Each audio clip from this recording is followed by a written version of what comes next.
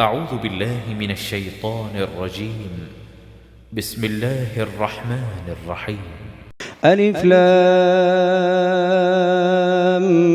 ميم. تلك آيات الكتاب الحكيم هدى ورحمة للمحسنين الذين يقيمون الصلاة ويؤتون الزكاة وهم بالآخرة هم يوقنون أولئك على هدى من ربهم وأولئك هم المفلحون. ومن الناس من يشتري لهو الحديث ليضل عن سبيل الله بغير علم ويتخذها هزوا أولئك لهم عذاب مهين. وإذا تتلى عليه آياتنا ولى مستكبرا كأن لم يسمعها كأن في أذنيه وقرا فبشره بعذاب أليم. إن الذين آمنوا وعملوا الصالحات لهم جنات النعيم خالدين فيها وعد الله حقا وهو العزيز الحكيم. خلق السماوات بغير عمد ترونها وألقى في الأرض رواسي أن تميد بكم وبث فيها من كل دابة وأنزلنا من السماء ماء فأنبتنا فيها من كل زوج كريم. هذا خلق الله فأروني ماذا خلق الذين من دونه بل الظالمون في ضلال مبين. ولقد آتينا لقمان الحكمة أن اشكر لله ومن يشكر فإنما يشكر لنفسه ومن كفر فإن الله غني حميد. وإذ قال لقمان لابنه وهو يعظه يا بني لا تشرك بالله إن الشرك لظلم عظيم. ووصينا الإنسان بوالديه حملته أمه وهنا على وهن وفصاله في عامين أن اشكر لي ولوالديك إلي المصير. وإن جاهداك على أن تشرك بي ما ليس لك به علم فلا تطعهما وصاحبهما في الدنيا معروفا واتبع سبيل من أناب إلي ثم إلي مرجعكم فأنبئكم بما كنتم تعملون. يا بني إنها إن تك مثقال حبة من خردل فتكن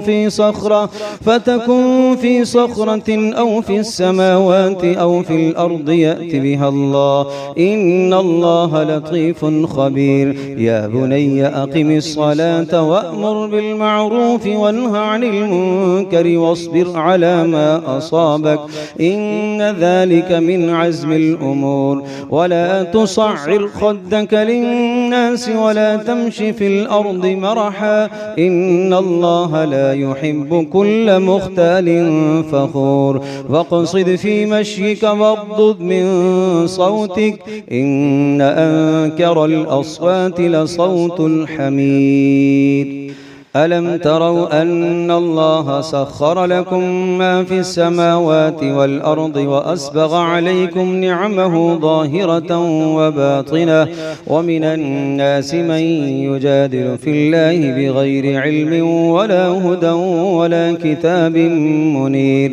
وإذا قيل لهم اتبعوا ما أنزل الله قالوا بل نتبع ما وجدنا عليه آباءنا أولو كان الشيطان يدعوهم إلى عذاب السعير. ومن يسلم وجهه إلى الله وهو محسن فقد استمسك بالعروة الوثقى وإلى الله عاقبة الأمور. ومن كفر فلا يحزنك كفره إلينا مرجعهم فننبئهم بما عملوا إن الله عليم بذات الصدور. نمتعهم قليلا ثم نضطرهم إلى عذاب غليظ ولئن سألتهم من خلق السماوات والأرض ليقولن الله قل الحمد لله بل أكثرهم لا يعلمون لله ما في السماوات والأرض إن الله هو الغني الحميد ولو أن ما في الأرض من شجرة أقلام والبحر يمده من بعده سبعة أبحر ما نفدت كلمات الله إن الله عزيز حكيم ما خلقكم ولا بعثكم إلا كنفس واحدة إن الله سميع بصير ألم تر أن الله يولج الليل في النهار ويولج النهار في الليل وسخر الشمس والقمر كل يجري إلى أجل مسمى وأن الله بما تعملون خبير ذلك بأن الله هو الحق وأن ما يدعون من دونه الباطل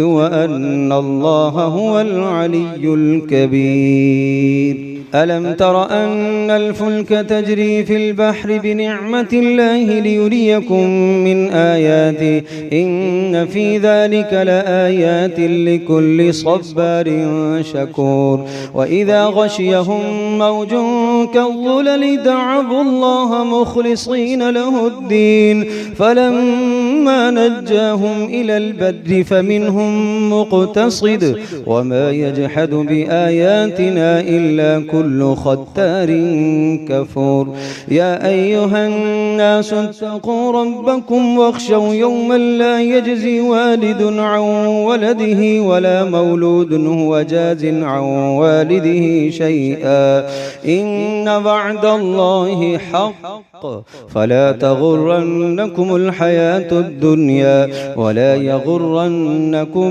بالله الغرور إن الله عنده علم الساعة وينزل الغيث ويعلم ما في الأرحام وما تدري نفس ماذا تكسب غدا وما تدري نفس بأي أرض تموت إن الله عليم خبير